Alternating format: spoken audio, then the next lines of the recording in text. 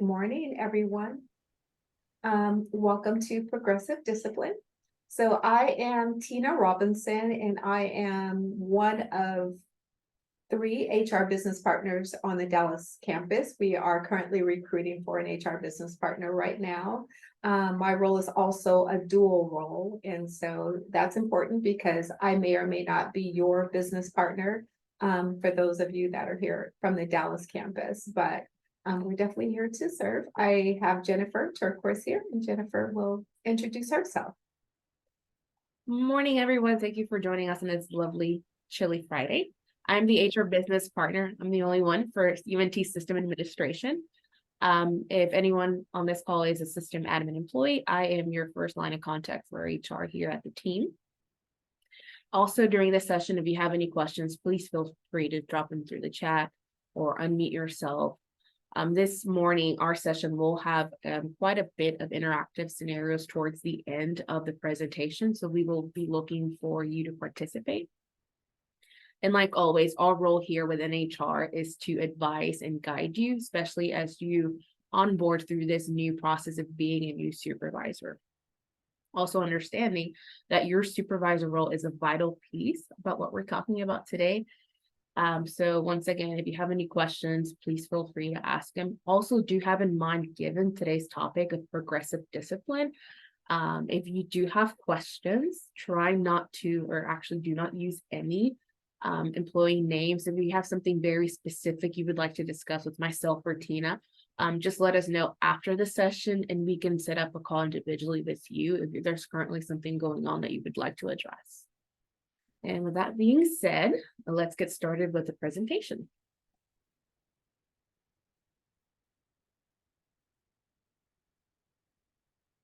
So I would like to start off today with a bit of an icebreaker. So before we begin, what are some common issues and concerns that you have encountered with employees? Once again, no specifics on name, just concerns and issues that you've encountered. And also, what do you do to actually deal with these difficult situations? So please feel free to use the annotate tool. I included instructions on how to use that tool, or you can just drop it in the chat. So this is going to be our icebreaker for today.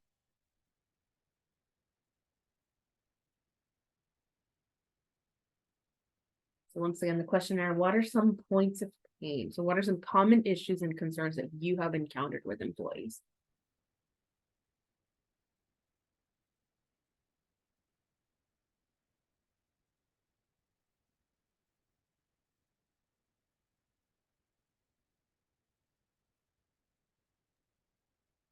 I would say maybe not showing up on time. Okay. Yes, tardiness. Yeah, Bridget said the same thing. Okay, repeating instructions to the team, not treating others with respect. Desire to work fully remote when the job says that it's hybrid. Okay, we're getting very specific.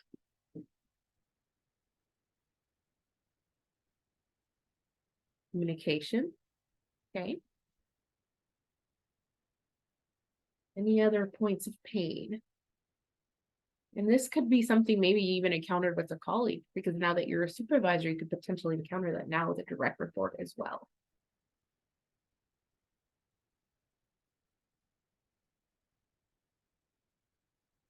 Perfect. Well, I want to make sure that as we go through this session that we're able to address some of these concerns as well. So thank you so much for all of these ideas. But also, supervisors not investing in developing staff members. Yes, our end goal should always be as supervisors and leaders to help our employees not only be able to do their job, but for the longer picture and the longer run as well to develop them. Because that's when we get the most out of our employees, and that's when we get the loyalty as well, when they feel valued as well. So also some examples that I do not see, not reporting issues directly. Okay. Our low productivity. So that is something that we encounter a lot. Also, policy violations. We talked about attendance, but also poor attitude. Someone that just comes in, is not approachable, just shuts down. And this is a difference from introvert. This is someone that truly does not want to communicate by any means, or has an actual negative attitude. Also, mismatch expectations. So maybe you gave a direction, but it was interpreted differently. So we want to make sure that we always give clear and concise expectations. Also, about how to deal with when employees are capable of doing something, but they think they're not. When they themselves are doubting in themselves, they lack confidence. How do we approach that? Also, silos. And this is something that we even hear a lot, specifically with all the different institutions. I hear this from my employees at system admin, because even though they're system administration employees, they sit at each one of the different institutions. So sometimes we feel that siloed effect. Also, the common phrase, it's not my job. It's not on my job description. We hear that a lot. Also, comparing to others. Even as children, people do not like to be compared. It goes the same through adults. That's a common misconception that is done to where people think it's okay to compare to one another. Also, carelessness. And this can go even through prioritizing work. So that lack of understanding what is important, what is not, or simply just letting things go because nothing is going to quote unquote happen.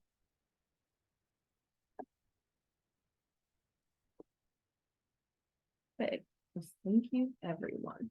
So now we understand, kind of some things that we find are issues or concerns. But what is progressive discipline? Now let's switch gears. So I'm going to ask the team here, feel free to drop it in the chat or to unmute yourself, raise your hand. What is progressive discipline?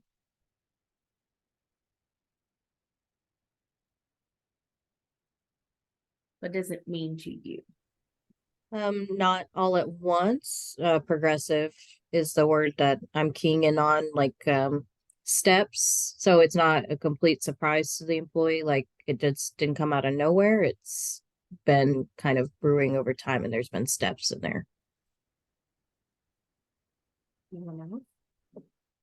Jennifer, do you want to clear the whiteboard? Yeah, I just thought that. You might have to go back to the previous slide and then clear it. There we go. Thank you. Getting in trouble. Okay. Anyone else?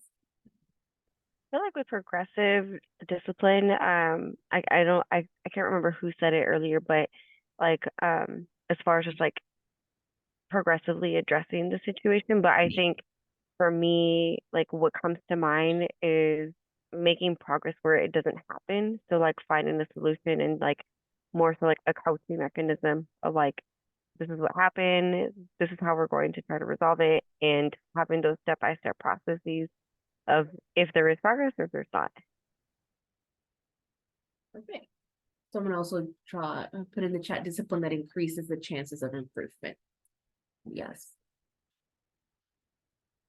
Plan, yes, always a plan. Anyone else have anything else to add?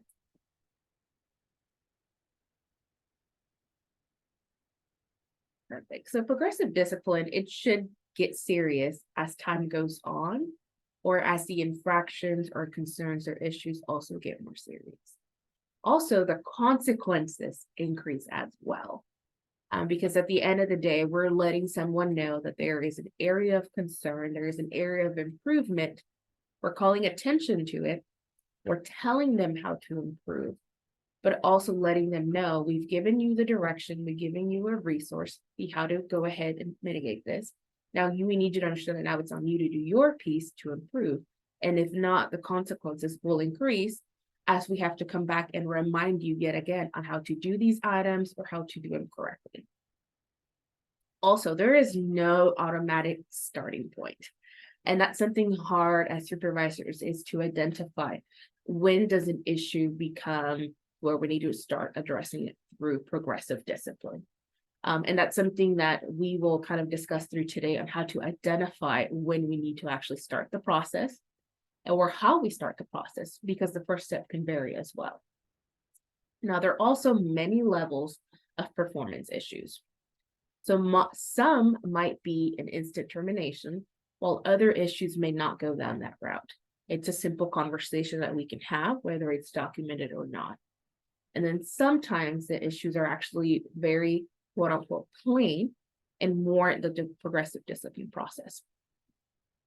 So we always need to understand as supervisors the direction in which we take is how the employee will interpret the severity of also the infraction or the concern that we're bringing to their attention. We're here in HR to advise you and guide you through this process. So we would like for you to always think of us as a resource. At the end of the day, as a supervisor, it is part of your duties to actually manage the employee, manage these performance concerns as well. So you would be the one having the actual meeting with the employee. You would be the one giving the direction, giving the resources. So it's very important to understand yourself, all the resources you have available as well to have these meetings, have these conversations, to issue these progressive discipline actions as well. Also have in mind that when you are issuing progressive discipline, are we being fair and are we being consistent? That is something important that you will always hear us say in HR. Because at the end of the day, should an employee feel like they've been wronged, whether they go through a formal grievance process or a formal lawsuit, it's the supervisor's responsibility on addressing performance. So we want to make sure you feel confident in your ability to actually address the concern with the employee and how you address it. Like I said, sometimes how we start varies, but when in doubt, always ask, always consult. You could even ask other members of leadership on how they've dealt with previous situations.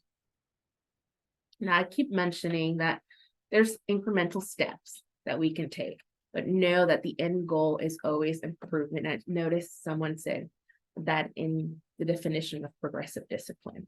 So it could be a systematic process, but there are also increasing penalties at each time the performance or the behavior or even the attendance issues, like we mentioned, is brought to light. And once again, the goal is always correcting the issue. That is the end goal. It's not I gotcha at all. It is, hey, this is wrong. We need to stop. This is why it's wrong. This is ideas and resources on how you need to fix it. And you need to fix it, because if not, we're going to have this meeting again and it's not going to go this way. It's only going to be, the consequences are going to be going up more and more each time. So now that we've defined progressive discipline, how about we actually look at these steps that we kept mentioning? So this is some of the steps that we have identified for progressive discipline. We want to start with a coaching and feedback. So this is sitting down and having a conversation. And something to always have in mind is when we say coaching and feedback, it's actually you mentoring the employee. So in a mentoring relationship, it is not a one-way communication road. It is a two-way communication road. That means you are giving direction, but you're also listening to the employee to get their explanation. Also to look for any possible clues that there's something going on that the employee cannot control or it's a cry for help. Because always have in mind, we say this a lot in HR, we don't know what we don't know. And so we can see things are being missed, performing is declining, maybe there is a negative attitude, but we don't know the other piece. So that's why it's very important to always have in mind that the communication is two-way. You're there to actually coach the employee. So you're also listening to them. You're giving them feedback, but also asking them for an explanation, even asking them sometimes, how do you plan on actually improving from this point? To make sure that they're actually thinking on the long run themselves, what they need to do, how are they going to hold themselves accountable to improve. Now, the next step would be a record of counseling or a verbal warning. So when we say record, it would be an actual documented verbal warning or a counseling. So this would be actually put on paper on a form that we call an HR 19 that we'll show later in the presentation. The coaching and feedback can be done verbally. You can take notes. You could send a summary email. Hey, just a recap of what we discussed today. That works as well. It could even be an agenda on a Teams meeting, since we use Teams a lot, of what we're discussing today, bullet points. It does not have to be an essay, does not have to be a paragraph. It just needs to get the point across of what the issue is, what the expectation is, how we plan on improving. And letting the employee know we will hold you accountable for this. Because we can only do so much and provide so many resources, but at the end of the day, you're the one that actually has to put out the output. Now we do have our next step as a written reprimand. So this is, we've talked to you, maybe I gave you a verbal, it's still going on. So we're going into a written reprimand. And sometimes it's not even the same issue. It's something that's more severe that happened that we're going directly into a written reprimand as well. After a written reprimand, which of course will be documented in the same HR 19 form, and any documentation will go into the employee's personnel file, would be a final written and/or suspension. At that point, this is the last time we're having this discussion. After this, it's termination. And that's letting the employee know we've given you XYZ chances. We're at the point to where we are not giving any more. After this, an infraction would lead to termination and/or suspension. Like we mentioned in the previous slide, there are consequences and they are increasing with each step of the way. But at each step, we are always coaching, we're always providing resources, and we're providing expectations to the employee. So at that point, if they do not actually provide the output, they do not improve, that's when we get to this point, and the final step would be termination. Not in all terminations do we follow these steps. There are certain, of course, egregious actions that sometimes happen that we go directly to termination. And there are also times when we skip steps and then we get to termination. That's something to have in mind. But once again, having us involved in the beginning of the process, we're here to consult you. We can tell you now. In similar situations, this is what we have advised supervisors. This is what we recommend. Because we want you, when you make your decision as to what action you want to take, to have as many resources as possible and also the guidance as well. Now, for terminations, should it get to that point, once you've made that decision, that is the route, the avenue you want to pursue, HR has to be involved, as we have to review all requests for terminations before they're actually communicated to the employee and executed. So that's something to have in mind. So we will be interjected in the process, but it's better if we're in the process from the beginning, because we can help identify areas or even ideas. We can provide ideas, suggestions, even additional training to help you and the employee navigate through the situation that's going on.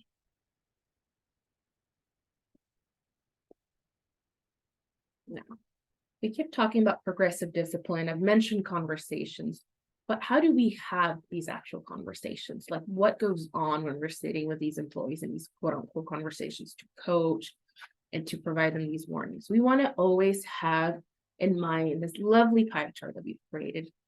So we have problem, impact, and expectations. So we always want to be clear and concise. What is the problem? How is it impacting, whether it's the team, whether it is the business, or whether it's actually impacting a whole department? What is the expectation? So what is it that we need you to do? We always want to make sure we are very clear and direct when we give employees expectations, because we are holding them accountable to this. Not only that, but what we think are clear directions could be clear as mud to the employee, because we all have different learning curves. We all learn differently.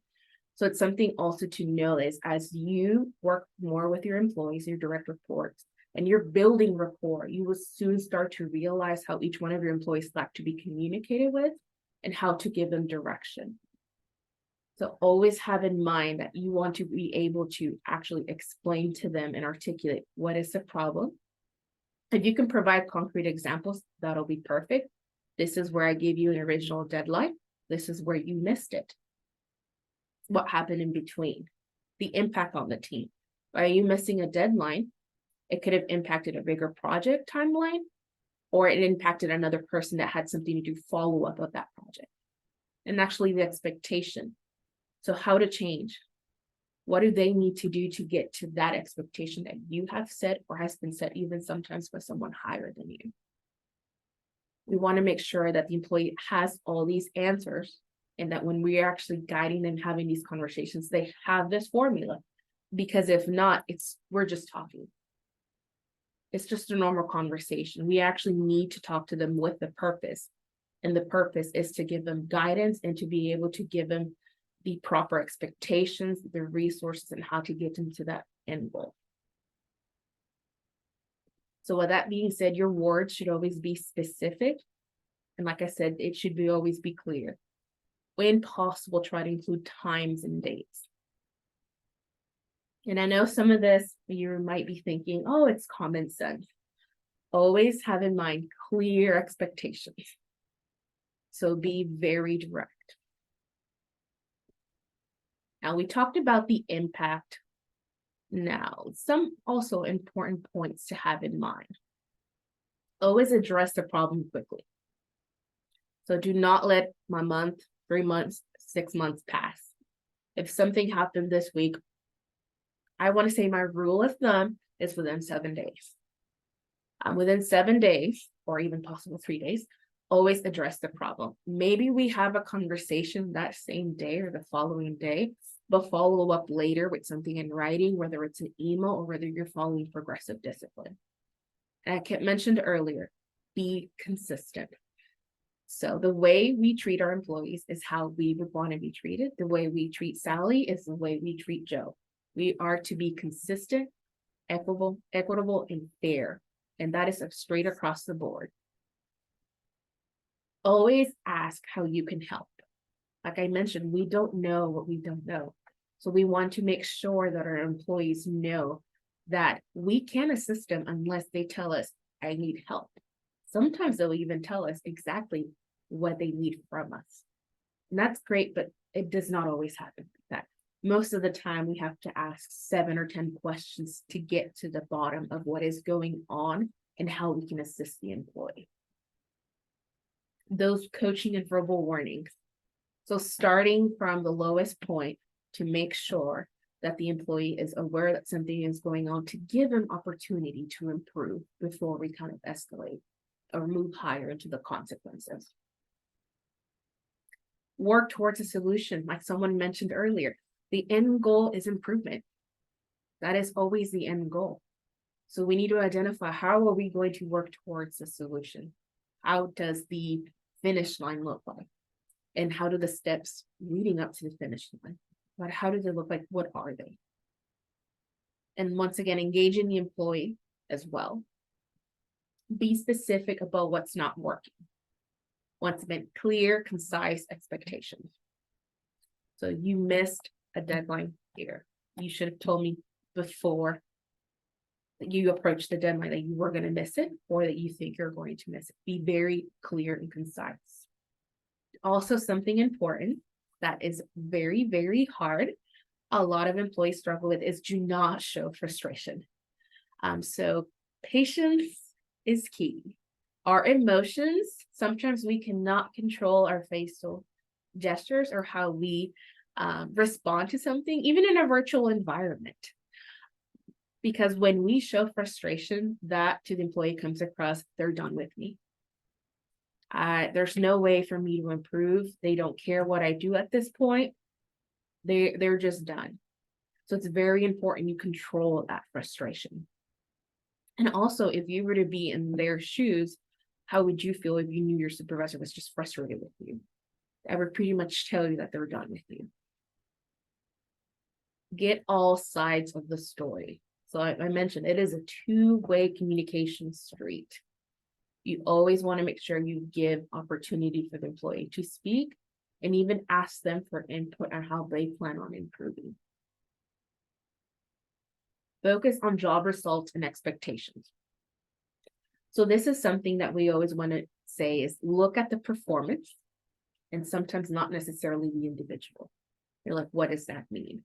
The way we all act, the way we all do things is different.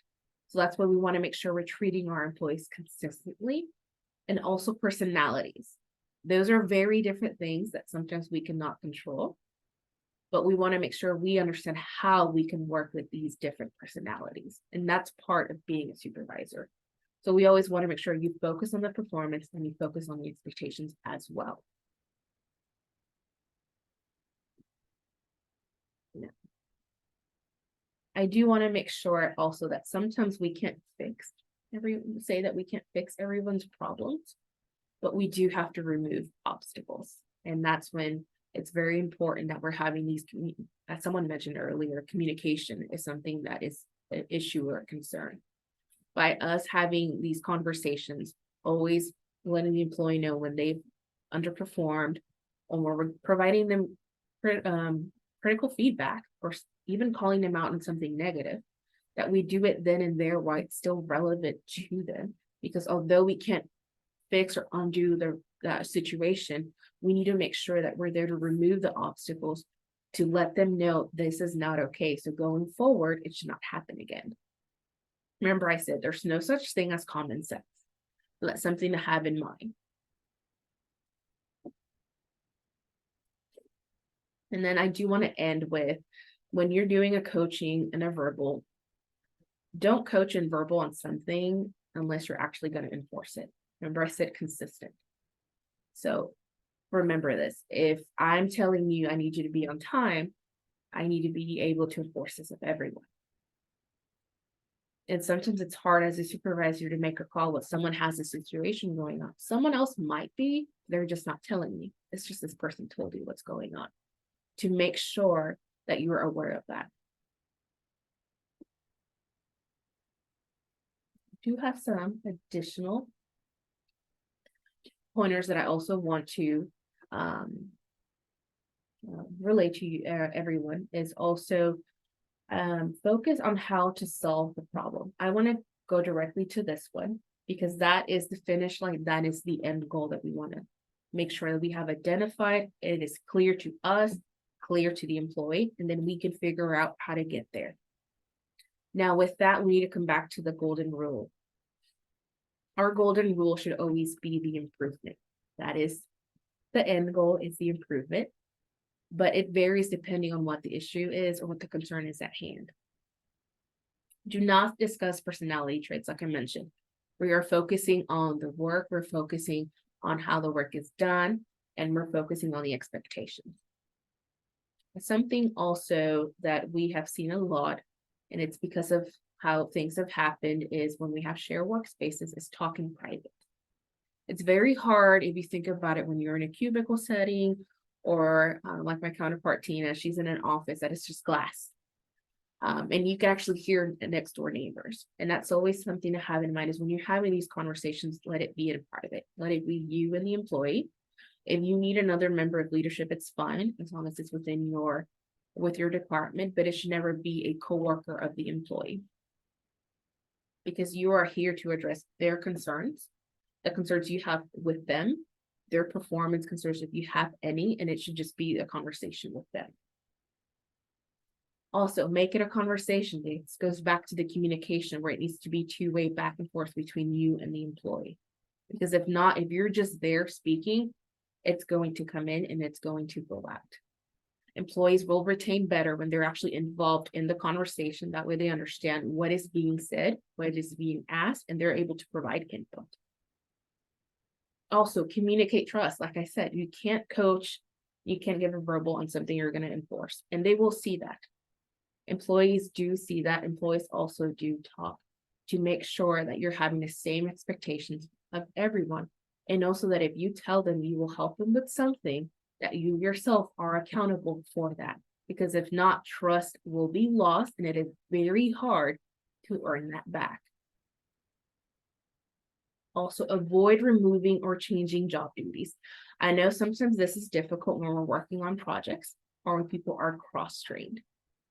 But also have in mind that when you are going to do this, to give an employee ample time to communicate that there will be a change. Also, even possible, try to provide a timeline of how long that change will go on. Even if they're really, really nice and want to say they want to help, have that in mind. Because consistency is key, and so is fairness. Actively listen. So when we're having these conversations, what is the employee saying? Am I listening to them asking for help? Are they complaining about something else that I don't know is going on? Because we only see one thing. So we want to make sure we're aware of everything else that's going on. We're actually listening to the employee. Also, don't just transfer them. What this means is do not brush them off. Do not give them or the situation to someone else to address. These are your employees and they will see that. You want to make sure that you are caring for them as their supervisor and you are addressing any concerns they share with you. Now, of course, is there ever anything that you feel you would like to discuss with us in HR? Please do so. But if an employee feels comfortable enough to go with you with the problem, they actually listen to them. And also, if you need to involve any of us, you can as well. But don't just transfer them or their concerns or the concerns you have with them as well, because things will only continue. They will only get worse over time until they are addressed.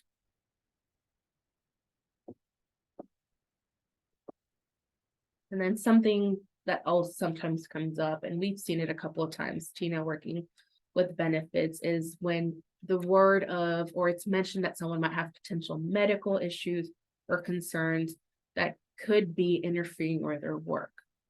I do want to emphasize that a lot because we want to make sure that we are accommodating should an employee have any medical illness that they need to go through in Americans with Disabilities accommodation. So that would be ADA. So an employee specifically states they just can't do something or they need something due to their well-being or due to a medical condition that we are involved from the beginning in HR. So that would be Tina or myself. And we also recently hired an ADA coordinator that I will include her contact information later on so that everyone is aware, so that we can actually provide these accommodations.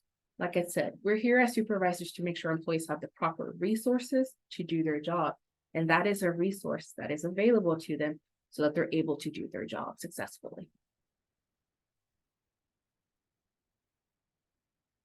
In these meetings, in these conversations that we keep talking about, we want to make sure that we actually stop and listen and assess to what is being said by the employee. These are kind of a short rule of thumb to have in mind because we already come into that meeting with an agenda. We know exactly what we need to talk on. We know what the expectations are. We know we might have a follow-up on this day, what the project is going on. We know because we have come prepared. We set up these meetings. Now we need to give the employee time for them to digest what we're saying and also to be able to explain what's going on and also for them to tell us how they're going to be accountable, what they plan on doing to mitigate the situation.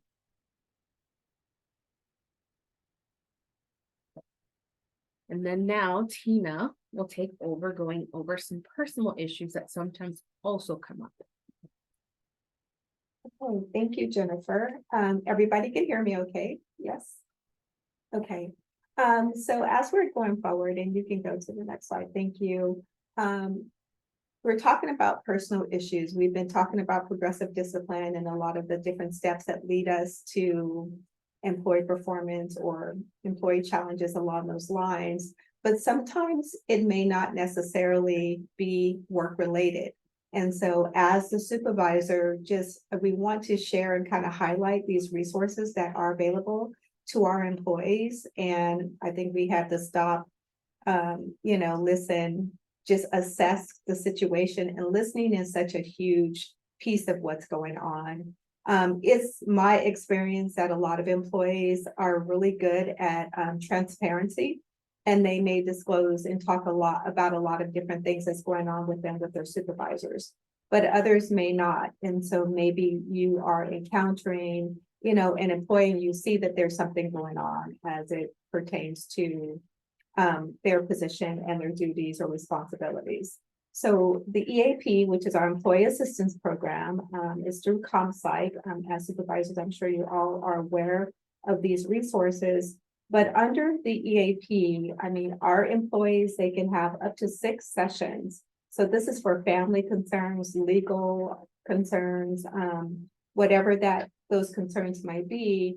And these are things that if they're not related to their jobs and their duties, they will be indirectly. And so we want to make sure that as supervisors that you're able to, meet with your employees, something's going on, they've called out for this or for that, their attendance or different things are going on, and where that clarity of expectations and everything that we've been talking about and addressing things early. So I really appreciate Jennifer just stressing how important it is to address things that you see early, but these are resources that are available to the employees. With the EAP has evolved. I don't know if you've had to use EAP personally recently, but the program has evolved. It's very robust. That's available to our employees. But there's just different things that are available to them as far as professional resources that can assist them and aid in their performance and their job duties and what they're able to do. So we definitely want to have these. FMLA, which is our Family Medical Leave Act, that too is evolving into greater resources. We know that employees are eligible for up to 12 weeks of leave for a condition for themselves or a family member. But one of the things that's under FMLA most recently is the mental health component, anxiety, stress, and just different things along those lines that you might hear from your employees pertaining to their performance or while they're not able to do their jobs, why they're late, whatever that case might be. But these are also resources that are available to the employees. And so we definitely want to highlight that. Speaking of FMLA, just even with the other leaves, the sick leave and different things, mental health is a part of that.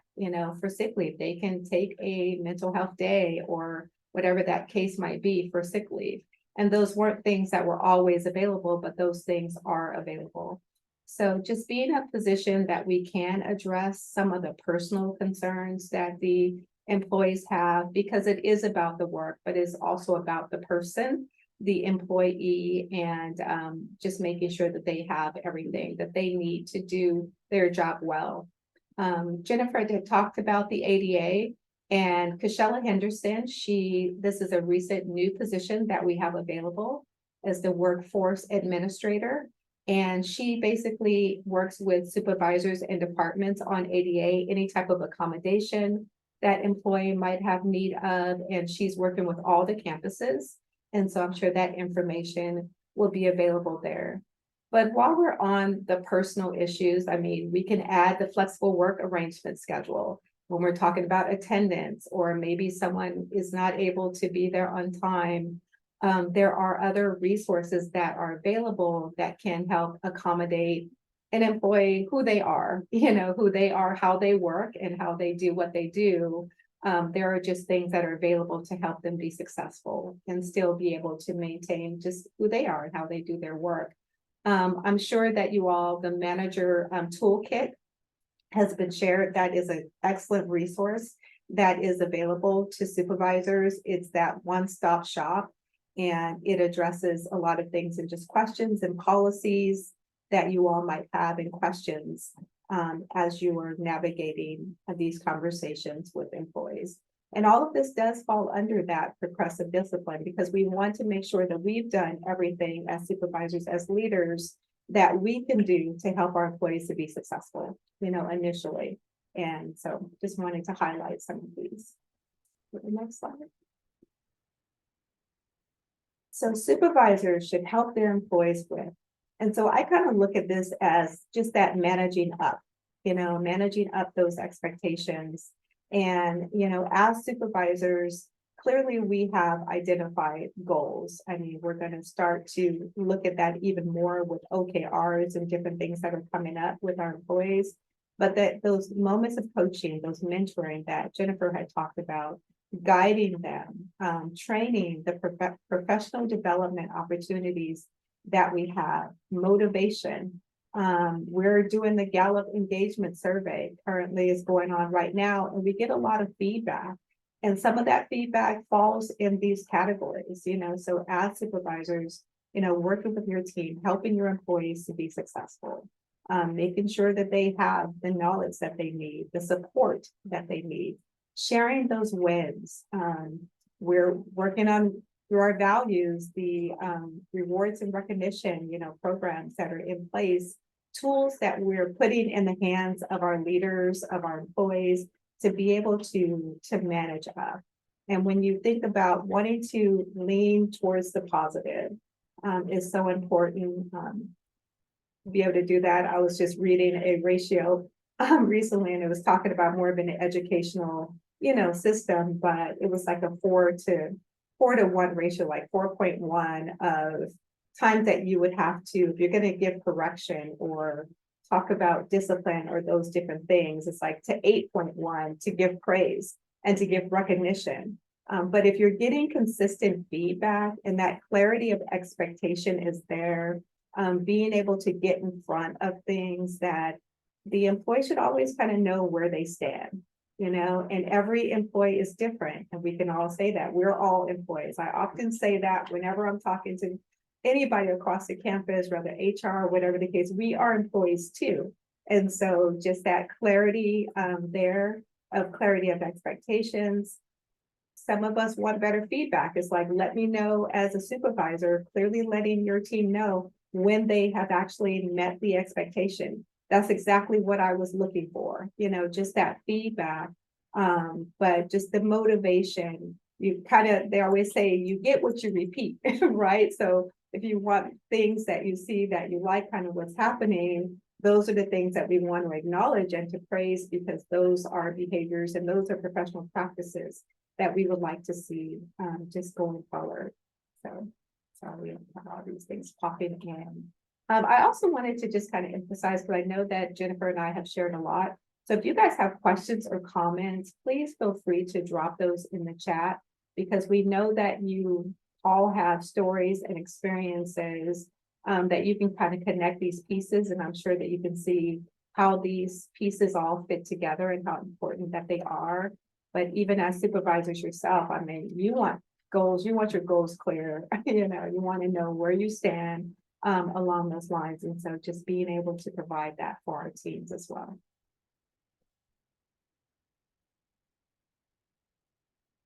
So getting started.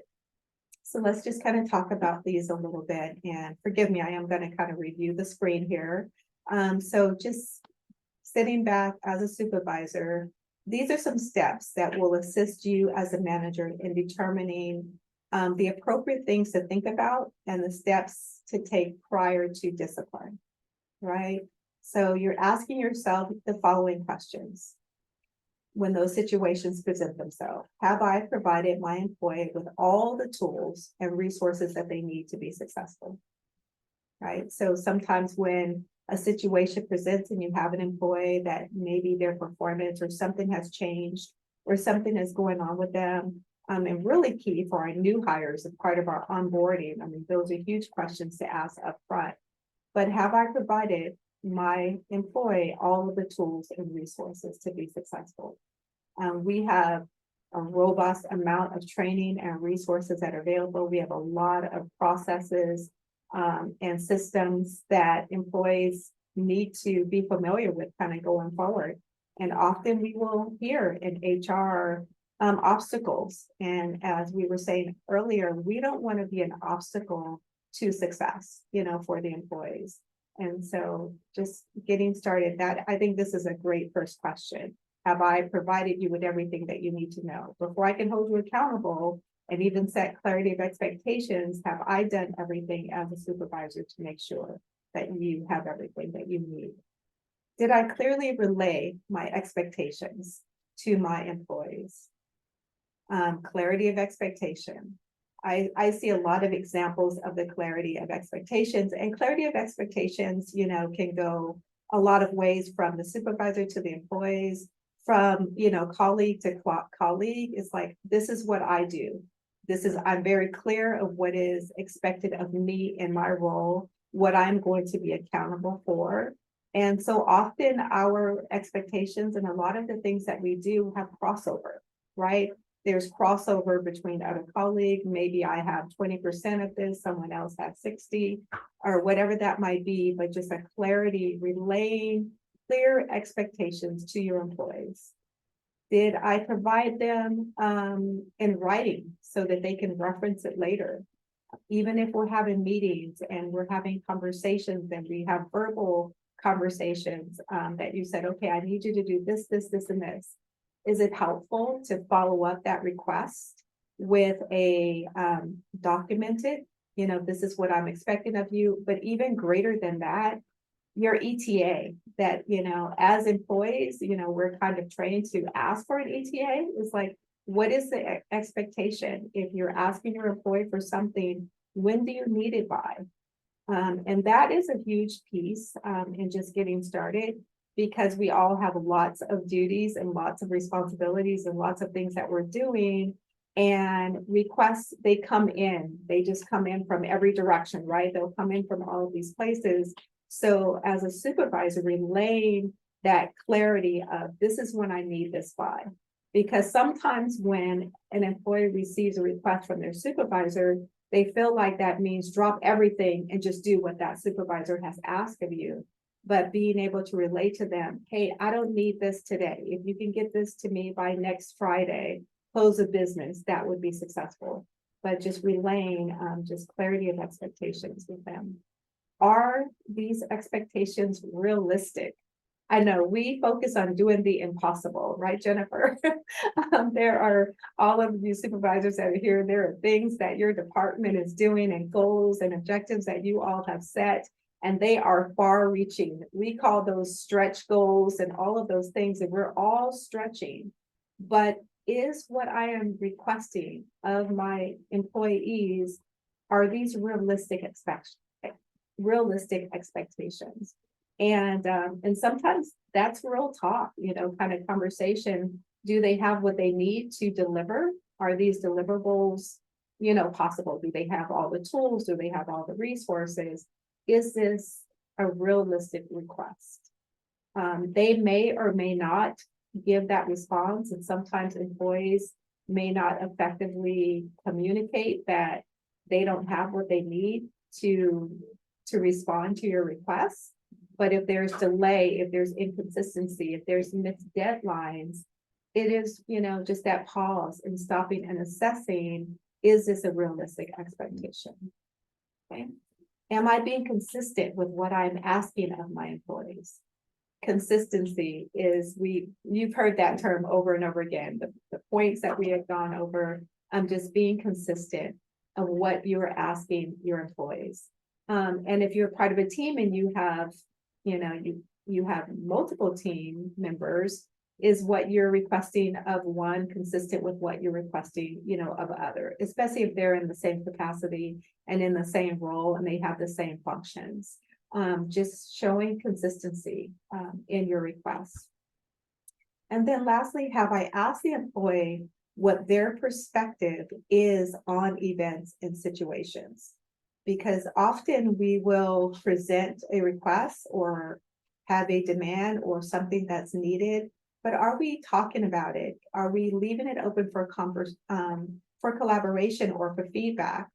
Maybe they don't have a choice, of course, if they can do it or not do it, because it's something that clearly they have to do.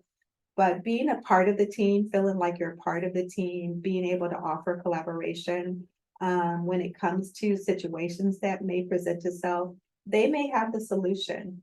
One of the things that I think about often when I've had to engage with employee discipline along those lines, or if something is going on, with an employee and they come in and they talk to us, sometimes they will have their own fix, their own solutions. It's like, what do you need to be able to be successful? They may have input on what they can suggest to improve, of what they're doing. So just listening for their perspective, in the situation. And then, of course, we are your team, the HR business partners, we are clearly your team. For supervisors, we want you to reach out to us. We really do. This is highly encouraged. I forget the saying, Jennifer, but we would rather be invited to, to conversations up front. And even if it's just something that you just want to, kind of talk through the process, just have that conversation, because if we can talk through it early, then we're in front of it. You know, and one of the things, as we're talking about, you know, progressive discipline and just moving forward with the different things that we've been covering is the progressive discipline piece is a huge piece. And we want to follow all the steps, you know, the different things that we're covering.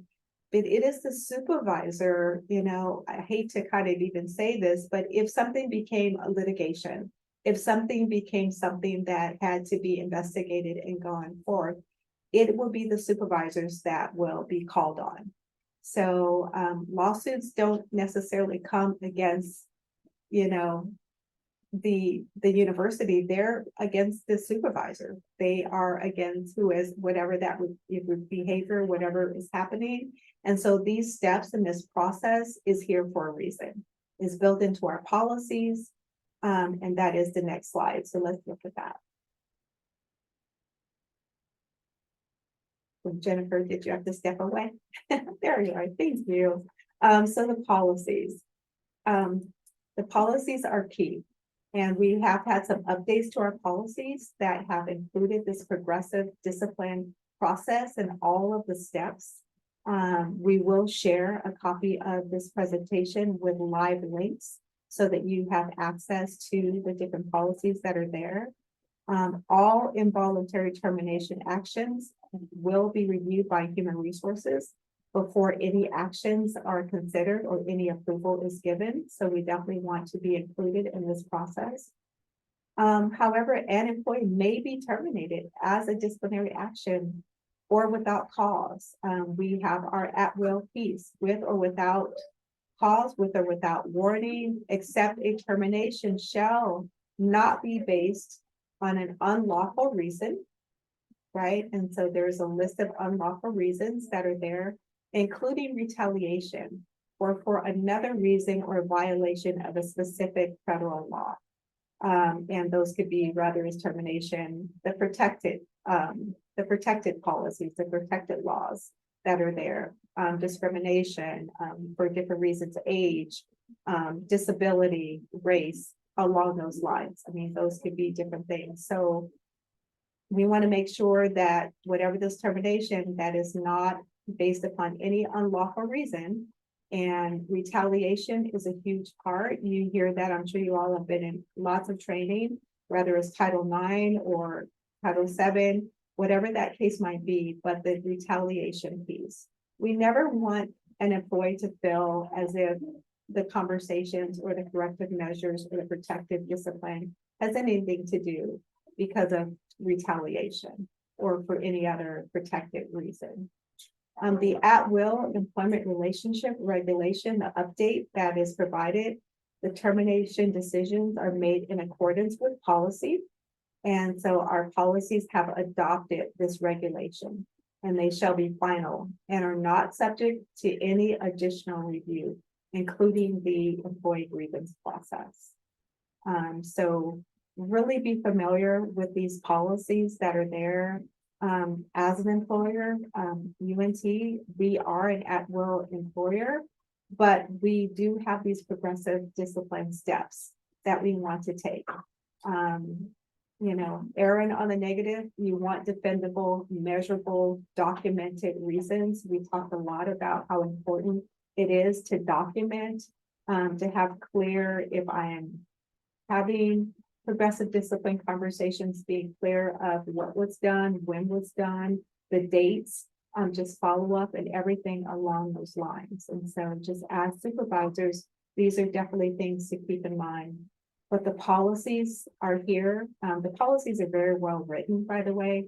The clarity is there, but we are here as well as your HR business partners to just help you navigate this process in a clean way. You know, I hope that all progressive discipline stops at the coaching state. That's my goal. I kept telling Jennifer, I'm like, I don't want ER cases, you know, as the business partner. It's not like we get excited regarding, you know, any type of corrective actions that need to be taken, but we realize that we can't run away from these problems either. So we have the resources, we have the tools, we have the policies. We are equipped to address situations as they present themselves. And so we just want you to know we're on your team for that.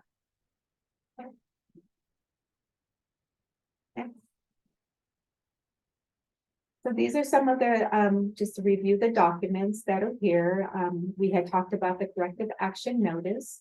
There are notices and documentations where it can be in writing, written documentation. You can see the form, to the right, where you're listing kind of what progressive step that you're going to be taking at this time. So that we are following the step. All of this information does go into the employee's personnel file, as we previously stated. And these are the policies that are referenced. So there is a record for the counseling and verbal warning that it will ask you questions of what you are recommending, as well as this corrective action notice that's given.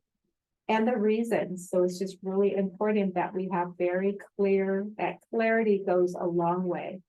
Clearly, what is the reason for this verbal warning? Is it attendance? Is it, unprofessional behavior? Whatever that is that's going on, please be very clear in what you are documenting there. All righty. I think this is my favorite slide with everything that we've been talking about, with the pain points and all of the points of consistency, clarity, expectations, having the progressive steps that are here, for our employees. The key there is that this should never be a surprise, right?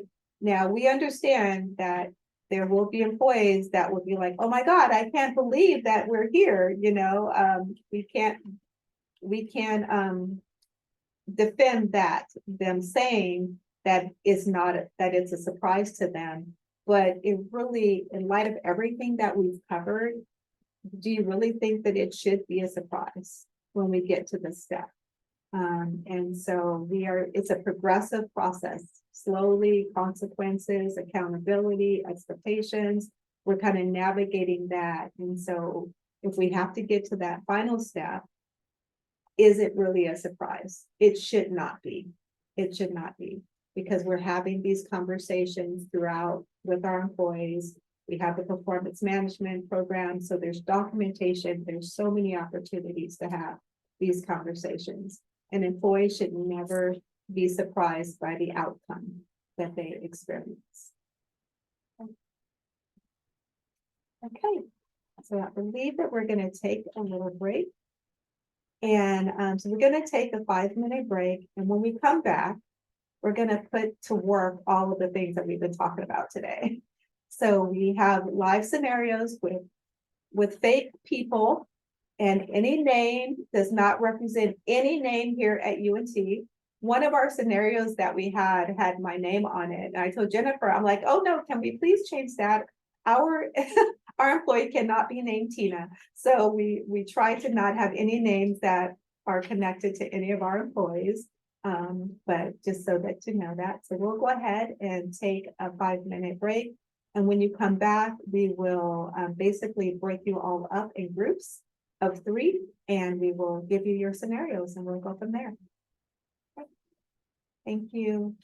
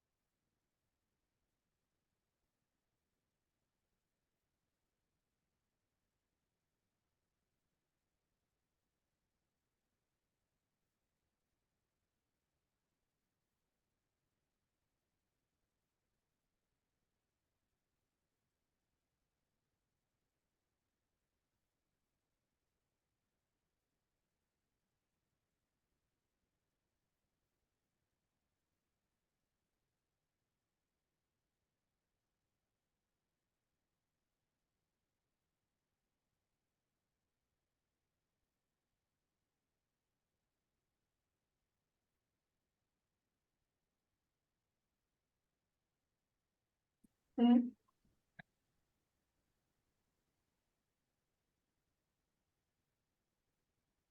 Okay, we're gonna give a minute for everyone to join back.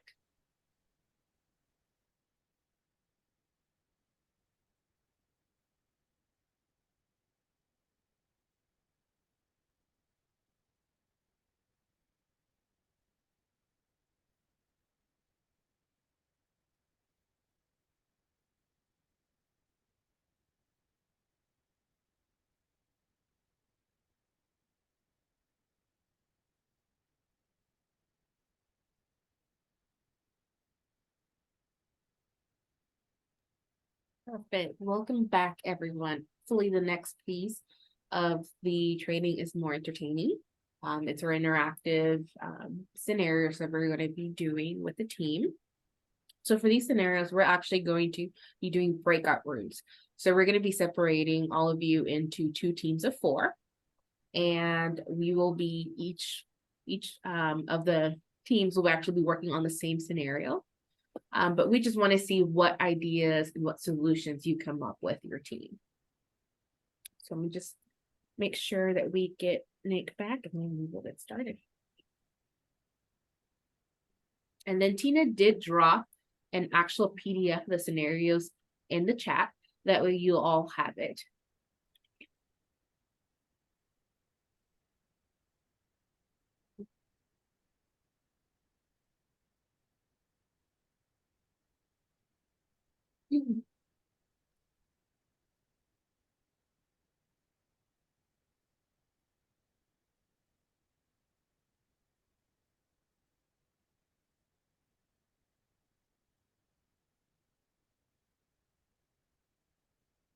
So here we have our first scenario. So we have Megan.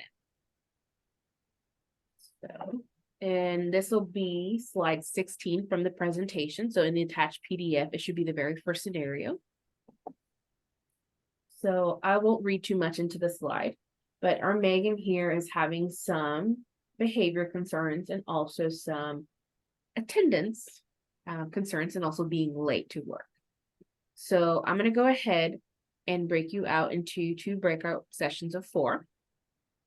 So when you're reading through the scenario, I want you to be talking about how you would actually address the situation. So that is the question. Yes, as supervisor, how would you address the concerns that are going out with Megan? So make sure you identify what the concerns are and how you plan on addressing it to make sure that she is aware of how she needs to improve and what the expectations are. So we will be giving y'all 3 minutes in these breakout sessions. And then we will meet back, and then we will all discuss kind of what each one of the teams came up with.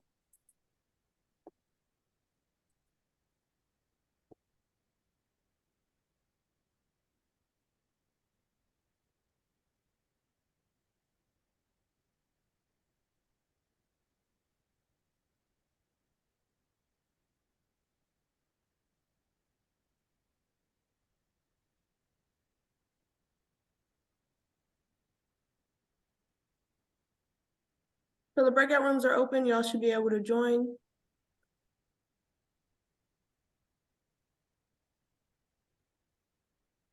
There we go. Do you see where it says close all rooms, Jen? Yes, Yeah, that's the thing that'll start the 60-second countdown. perfect.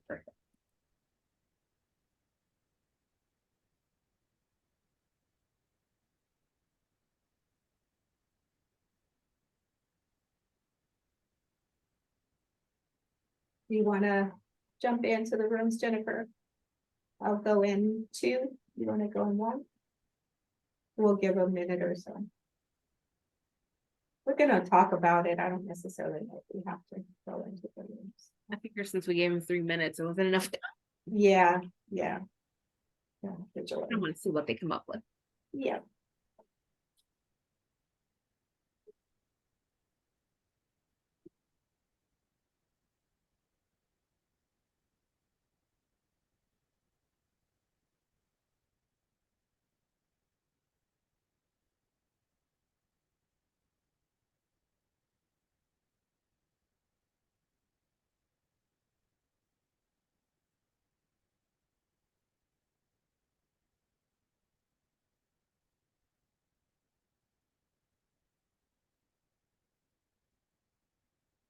I'm gonna type the questions. So they- Mhm.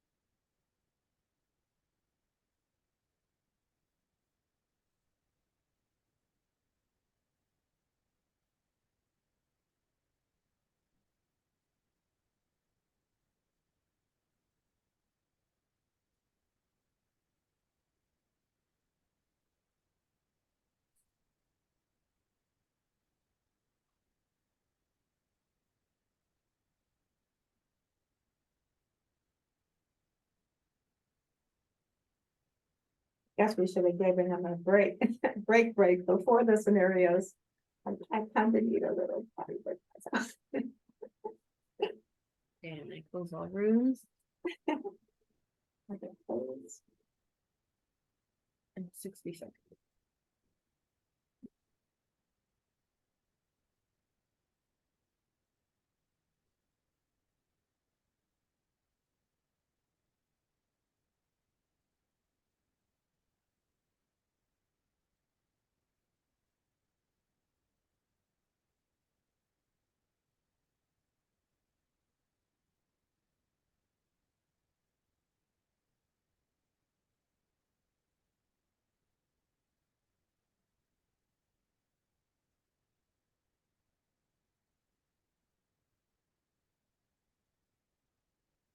Hello, welcome back.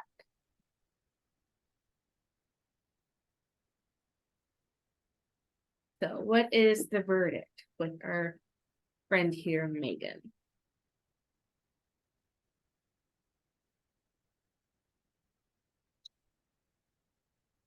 I have a question before we start sharing.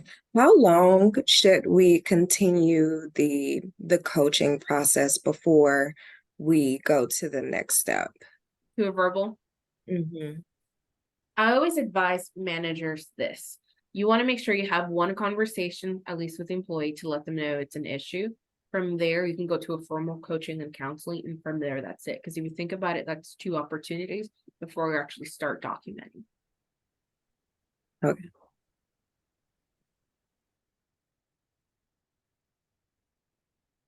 Perfect. I think we have everyone back. So I don't know who wants to go first or if room 1 wants to elect someone to speak. If not, if you can just raise your hand, and who wants to kind of give the verdict on Megan here.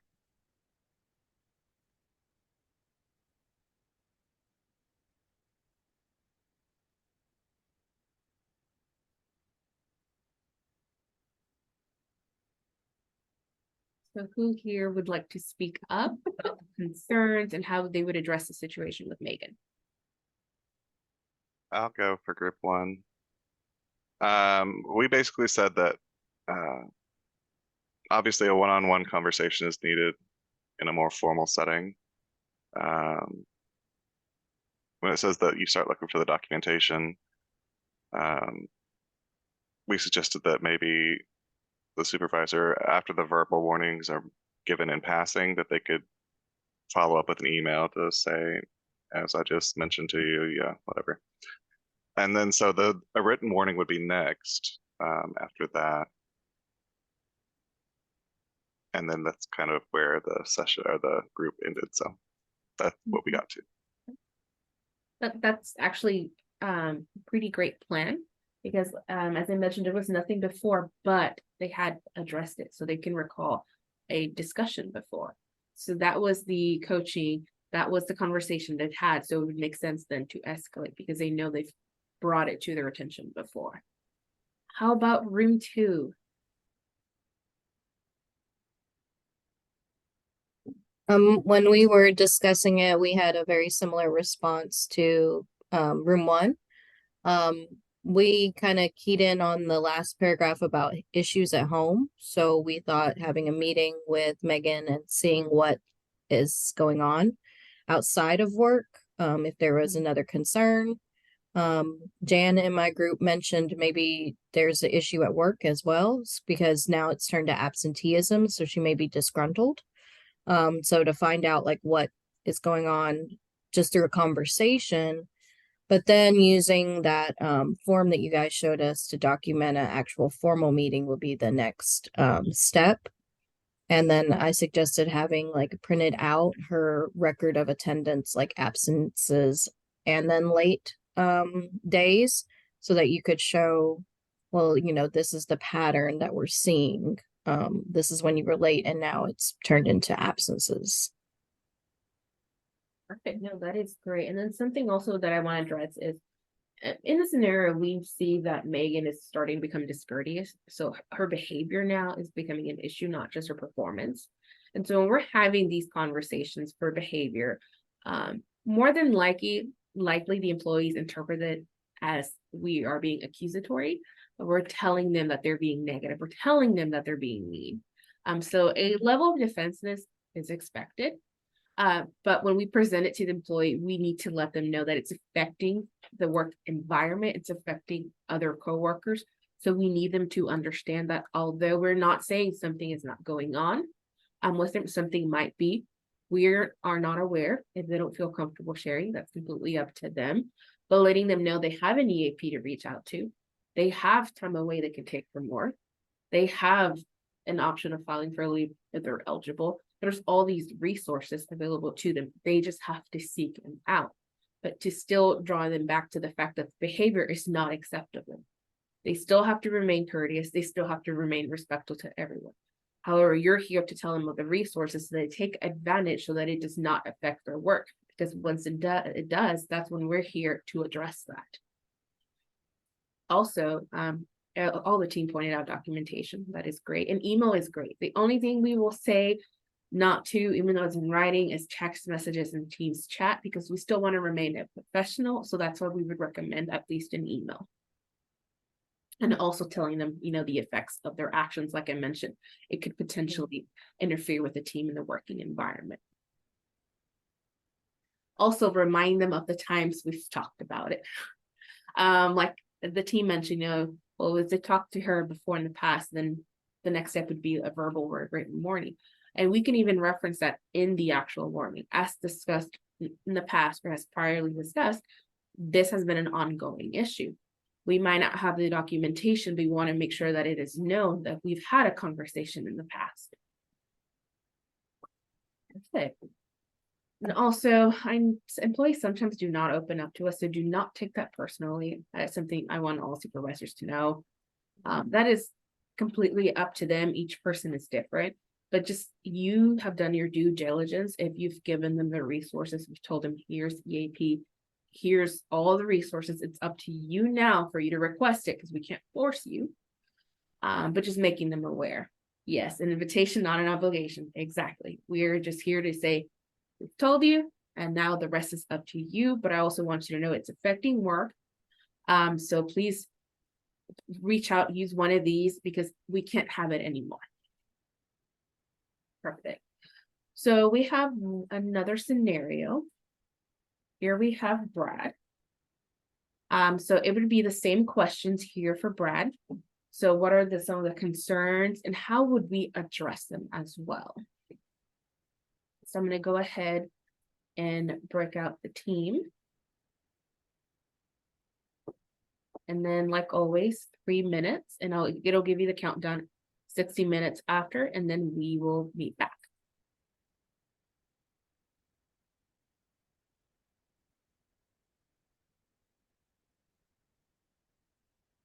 So now you should all receive the invitations to your breakout rooms.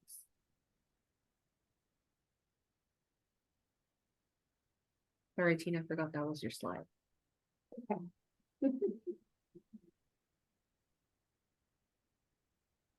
think we said we're gonna do one each or something. Yes, so I'll give you the next two. Okay.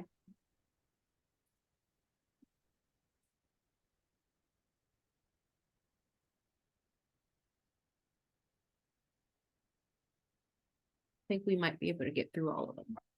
Yeah.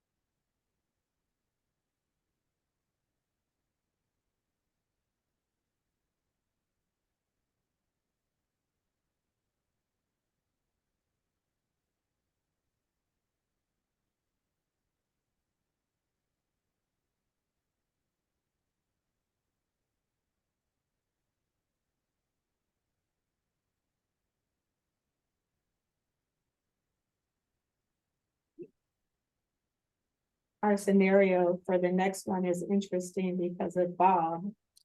It talks about that there's been four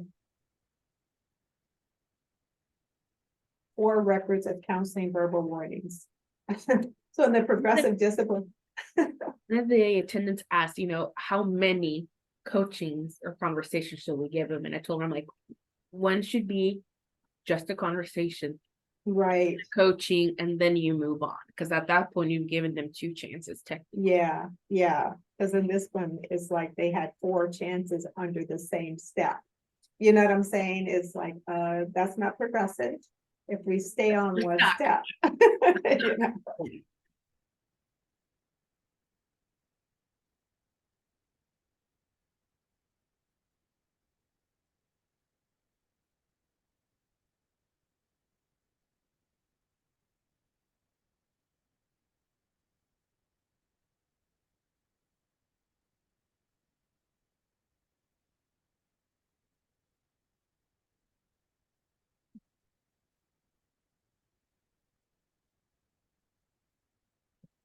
One more minute, and then I give them 60 seconds of the mic.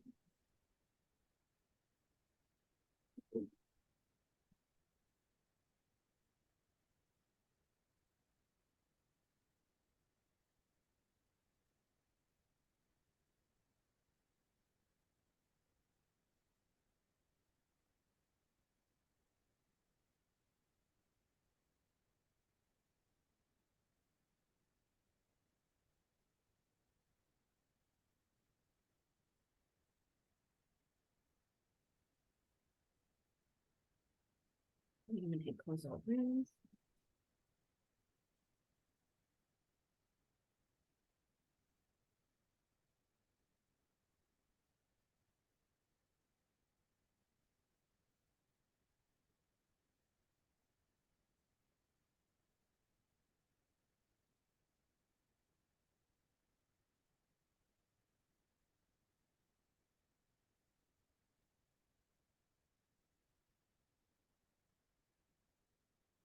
We will wait for room 1.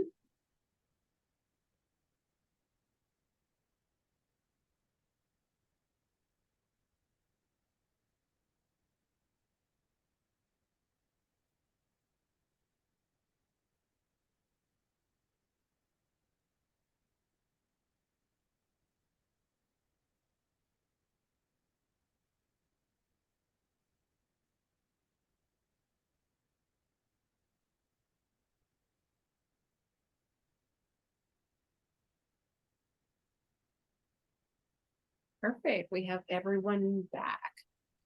So what do we have going on with Brad, and how would we address the situation?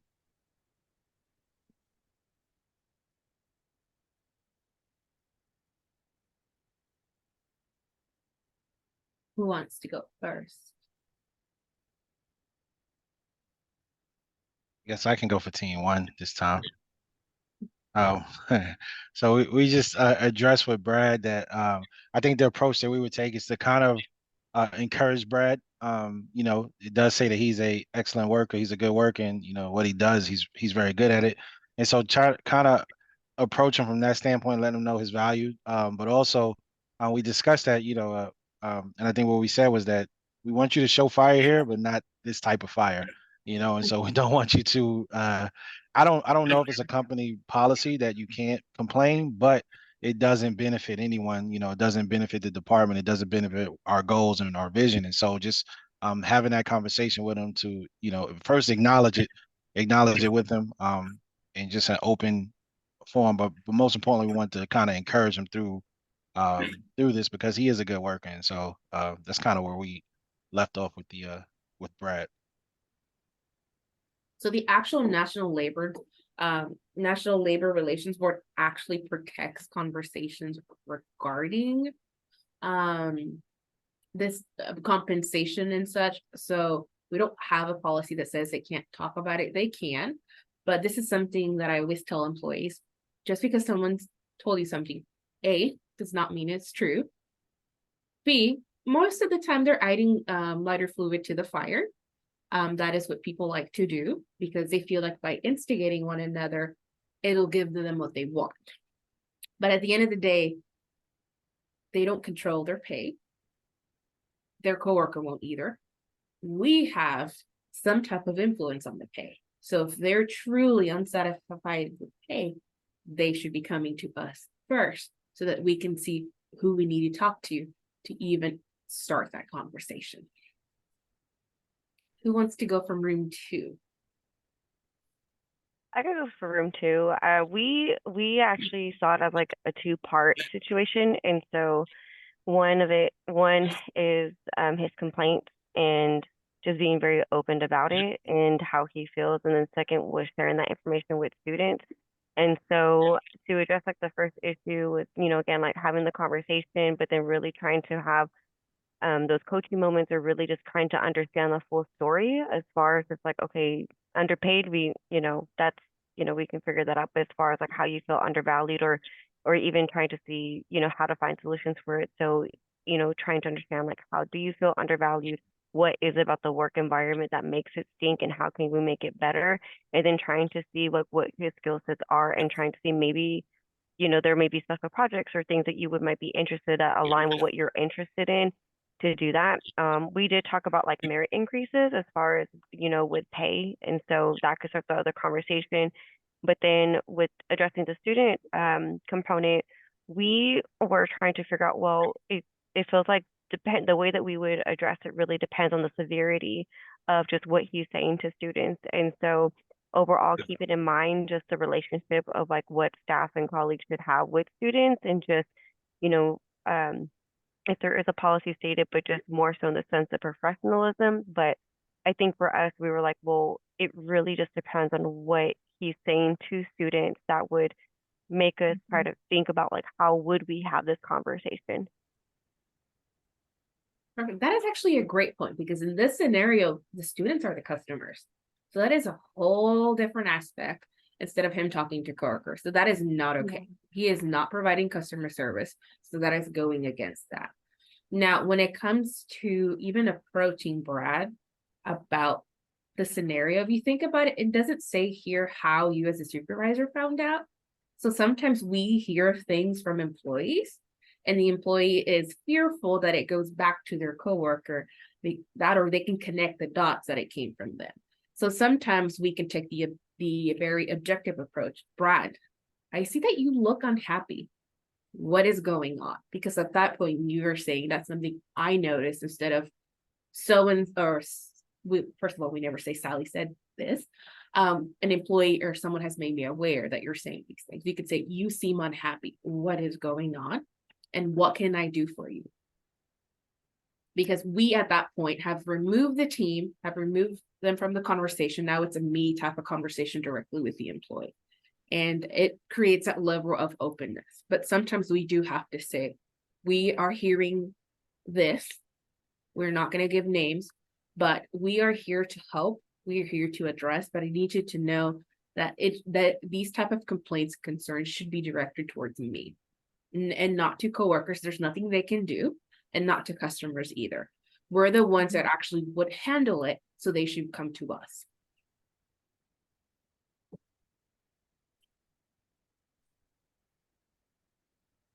Perfect, perfect. But also, sometimes we can do things, sometimes we can't. But when we're having the conversations with the employees and they see that we've tried, because we are in higher education, budgets tend to be restricted, and more than likely we can't give them more money. But we can say we've tried, we've asked, and we can look up for other possible ways. I know some of the campuses do have ways of rewarding their employees, whether it's with time off or monetary means.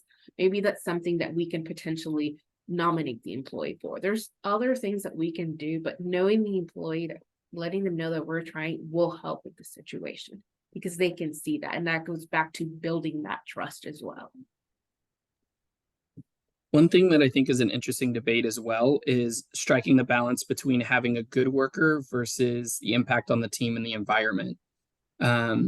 Which I think is an interesting dilemma as a supervisor, is okay, when to step in. And you may be a great worker and perform really well, and at the same time contribute in ways that don't help the group. So I always think that's an interesting dilemma depending on the situation and the person that you're working with. Yes. So the way we present those conversations are in what we call the sandwich, the communication sandwich. That is positive, negative, positive. So we want to start off with highlighting, okay, you're a great performer, you're doing well. However, we're starting to notice this, and it is a concern of ours. It's not an issue yet, but we're making you aware that it's a concern. So you are seeming very unhappy, very unwilling to help coworkers. What is going on? We start the conversation. What can I do to help?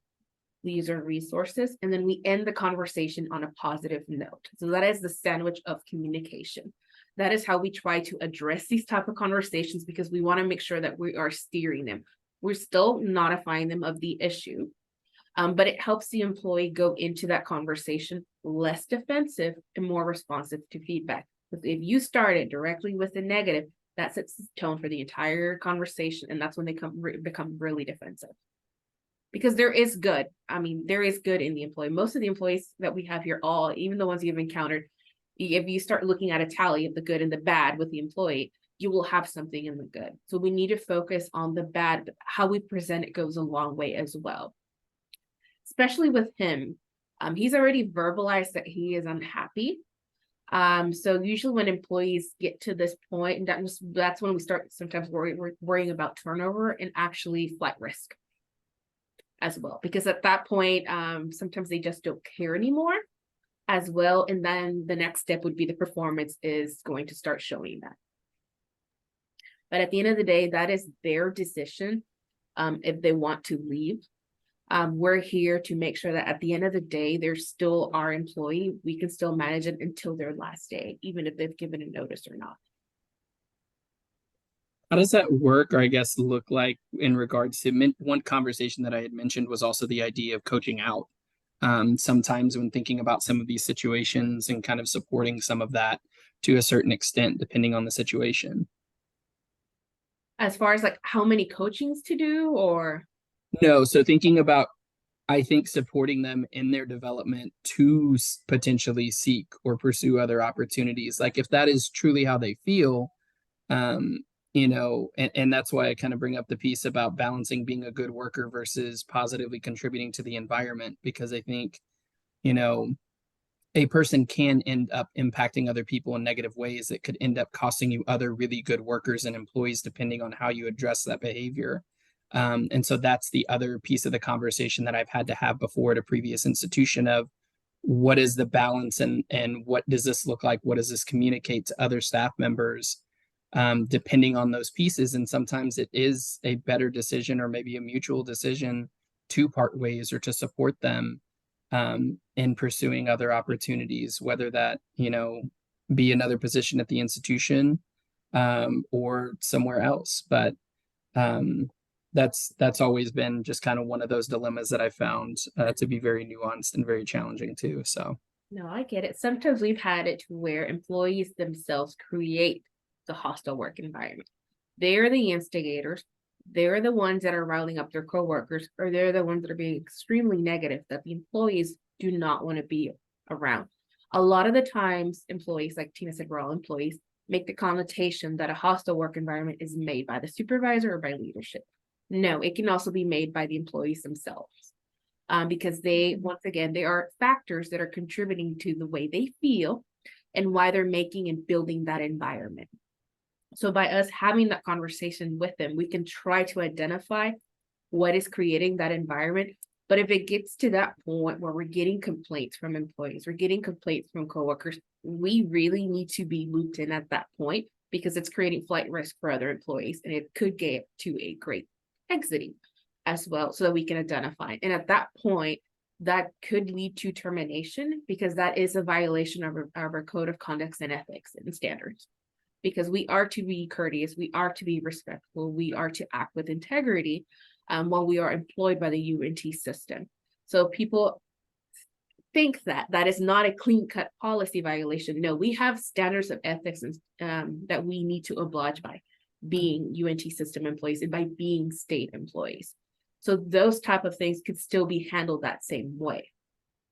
And I know they're different, but once again, if we're receiving complaints, we also sometimes step in, depending on what we hear, what supervisors tell us, because sometimes there are things that are said that makes it a formal HR investigation at that point. So that's what we should always be looped in, especially when it's involving a potential hostile working environment, because there's more than likely other things being said that the employees do not want to share their supervisors that might with us in a formal interview.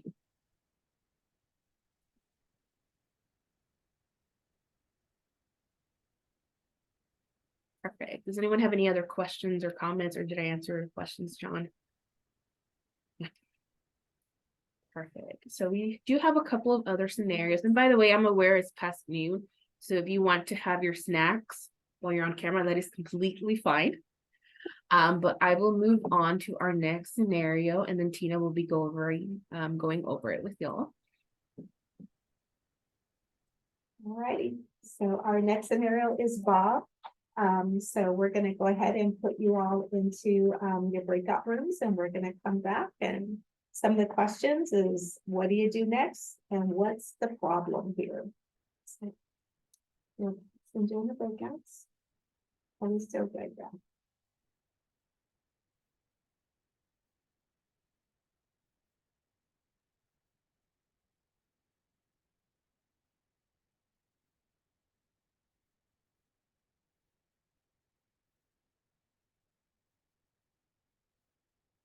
So we started with a lot of time, but now we're down to 15 minutes.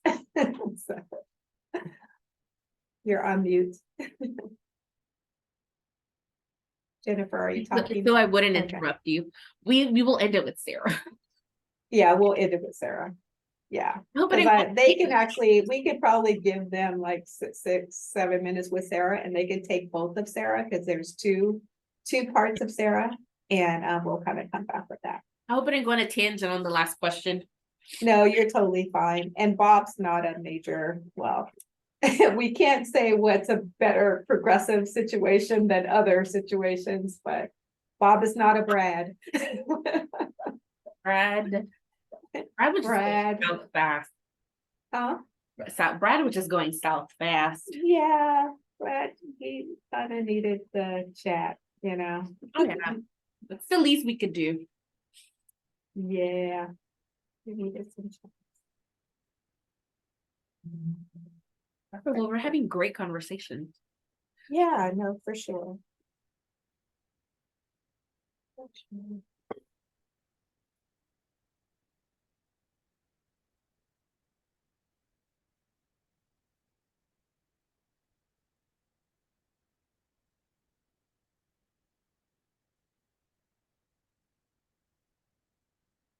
Because depending on how much we speak at the next one, we could probably stop it with the next one, like with Bob. Because yeah, we'll do that. Yeah, I don't know how much time we're gonna discuss Yeah. like when we went on quite a bit. Yeah, okay, we'll wrap it up with Bob.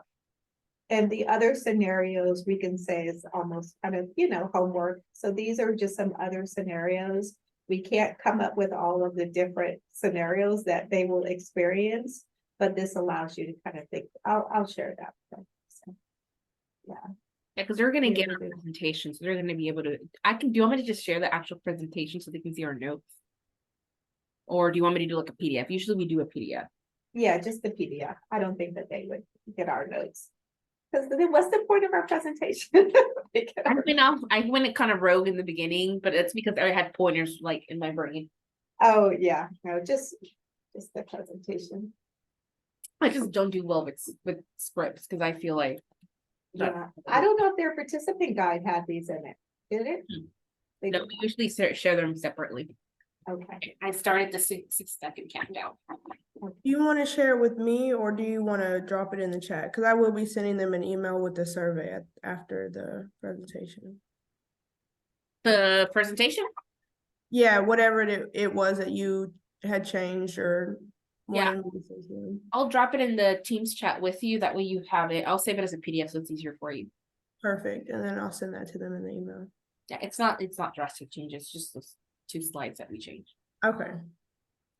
Perfect.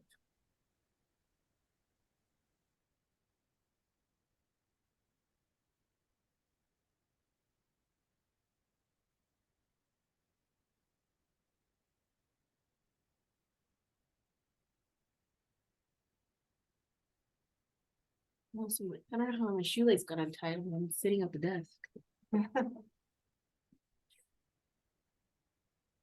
Hours goes by pretty quickly.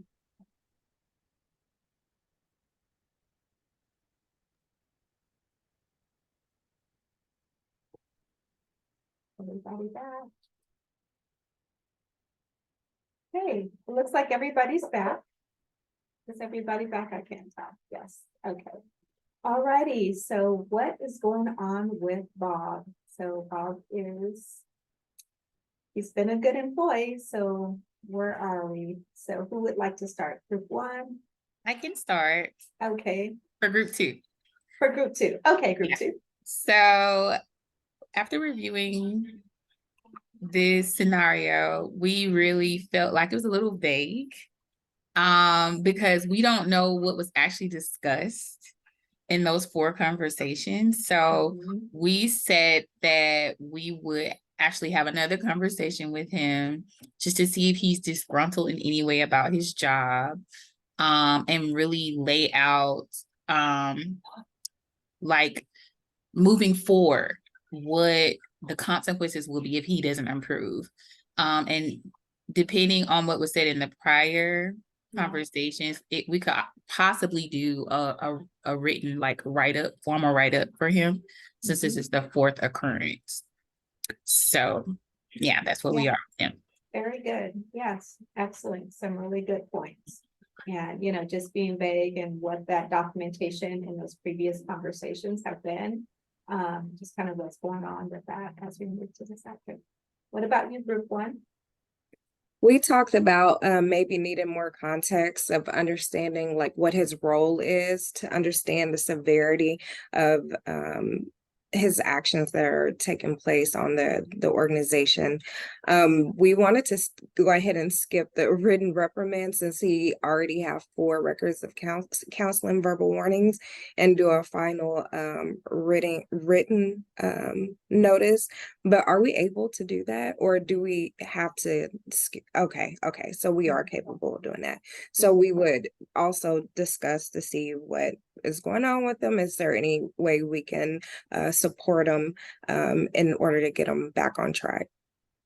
Yeah, absolutely. All really good, comments and definitely steps. Everything that you have outlined would definitely be appropriate. There's things that are kind of going on in the scenario. We talked a lot about that clarity of expectations, right? Does he even know the expectations required? Just for that consistency. And with those 4 records of counseling, those 4 sessions, what was the conversation, you know, what was provided at that time, and possibly having that documentation to support those previous meetings and sessions that the supervisor has had with the employee. You know, it says in 3 months for not following proper call-in procedures.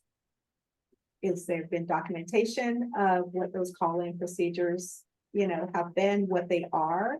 And I think about that one a lot, because every supervisor is different for sometimes how they want to be notified that you're not going to be in, or whatever the case might be. And just kind of showing just that clarity, you know, of expectation. But you all are right. I mean, at this point, you're definitely moving to a more formal step in the process. These 4 sessions that's been had with this employee have not corrected or changed the behavior. So we want to know what's going on. And the other piece, again, we kind of come back, and I think John was talking about this earlier, and even Jennifer talked about the sandwich. It starts off with Bob has been a good employee for 4 years. So you have this historical record, which means that he's probably had 4, 6, you know, really good performance evaluations, right? You know, so something, and this is something has happened in this last 3 or 4 months. And so we always want to kind of start that conversation, and maybe that those conversations took place in those 4 sessions that was had prior to now. But what's going on with you, Bob? This is unlike you.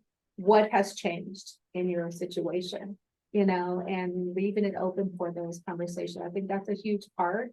I mean, I know that we're not babysitting each other, but taking those extra steps of clarity of what happened.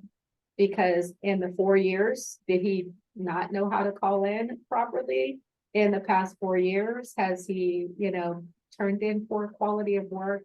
There's a disconnect there, you know, and so trying to see that. But I mean, as supervisors, the progressive steps are there for that reason.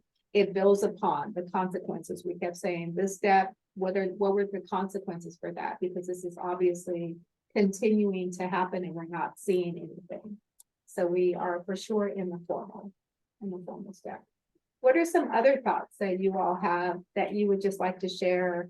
And we want to be mindful, we have a lot more scenarios that we can go over, but for the sake of time, we won't get to all of those scenarios, but those will be helpful for you as supervisors, because you can't predict. I mean, they often, you know how people often say, I couldn't have made this up, you know, as supervisors, something comes your way and it's like, I didn't make this up, this really happened type of a thing. So these scenarios, they're hypotheticals, but I'm sure they kind of came from somebody's experience. And I'm sure you all will have your own experiences or have already had your experiences. But as we're talking about progressive discipline, just in our next few moments, let's just kind of open our mics and kind of talk about your experiences and your takeaway, and or any questions that you have for Jennifer and I, you know, at this time. I have a question. I'm actually dealing with right now an employee with the being late and it's excessive. And I've went through the process of, you know, doing the coaching, reminding of the expectations. But what do you do when the employee I guess you could say just like a rebuttal, you know, like there's always something back, you know, and so just trying to find a balance of getting my point across on what I expect and what I need of you. Right. Yeah, it's continuous though. Okay. Yeah. And we're definitely, you know, at the point as you talk about the verbal, the coaching and having those conversations, you know, in that way. And sometimes those sessions, not sometimes, but it's always helpful for those sessions to be followed up with, you know, this is kind of what, you know, I'm expecting. But it sounds like it possibly is time for a written warning, something documenting that this is a continuing, you know, this is something that's happening on a continuous basis and what that's going to look like. And employees also, I believe, need to be aware of the progressive disciplinary process, you know, because if you're having a session with me on a written warning, I think that they should know what the next steps are. You know, it's really important to know that this is this step, but this is where we are. I don't want to get to these other 2 steps, 3 steps, right? And those are really important. I have those conversations often because it's one thing for you to do a coaching, but for them to know if this continues, then we're moving towards the next step and being able to do that. Thank you. Is progressive discipline covered in like new employee orientation?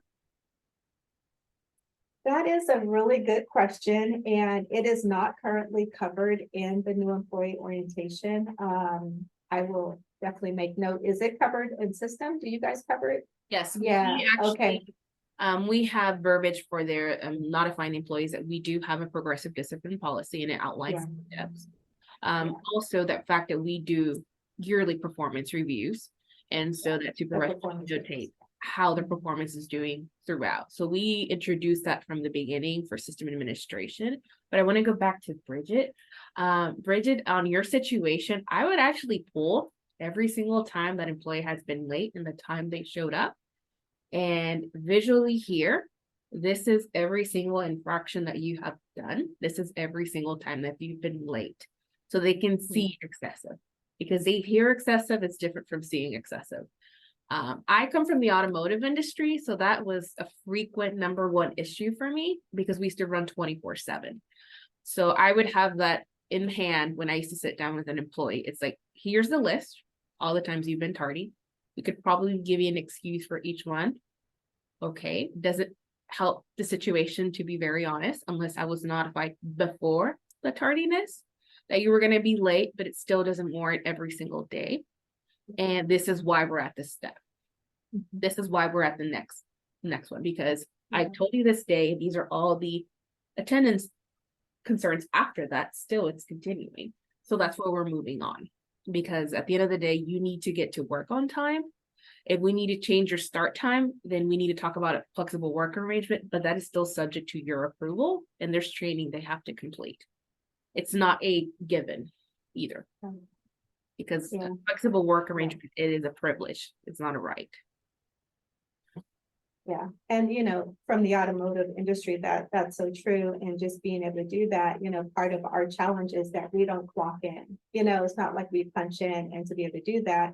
So it kind of comes back to that call-in procedure. Like, what is that? Because are you getting an email from this employee every morning? Are you getting a Teams, you know, chat message saying, hey, I'm running late, or whatever the case might be? So that does require a lot of, you know, tracking on behalf of the supervisor of how that's coming in to actually build that this happened on this day, this day, this day, and this time, you know. So those are the pieces. We have the resources to pull, we have emails, we have Teams, but we don't have like a timesheet.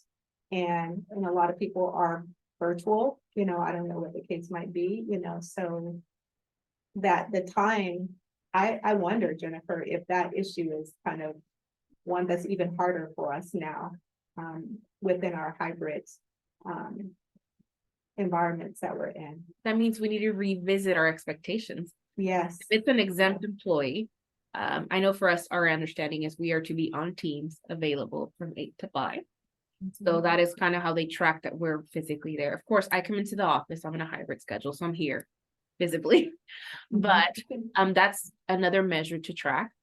Also is we have a call log. I answer all phone calls for the 1901 building, so that we could also see to make sure that I'm actually answering the calls and I'm available to the customers as well.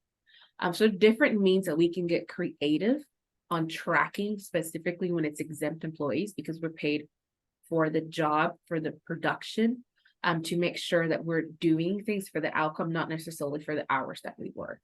And I understand sometimes that's where it starts getting difficult, but we need to set those expectations so that we can then communicate it to the entire team, because it should be consistent at that point.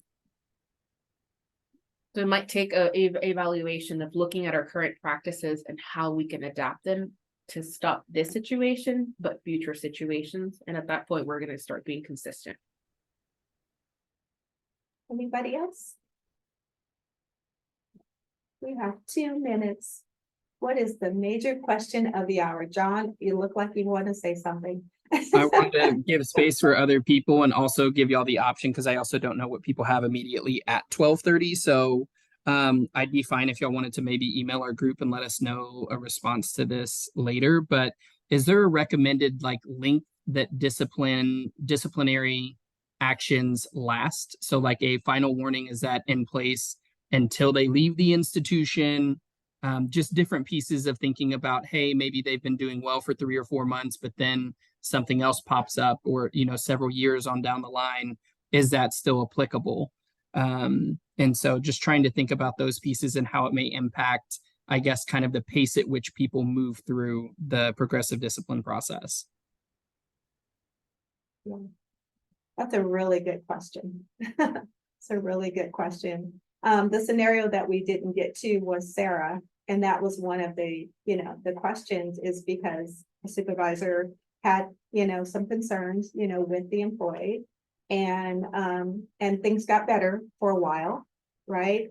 And then all of a sudden, like 15 months later, those same issues returned. And that's the, okay, thank you, Jennifer. And that was one of the pieces, because there has been a time, you know, gap there. And this particular scenario was like a 15 months. And really the process, it starts over.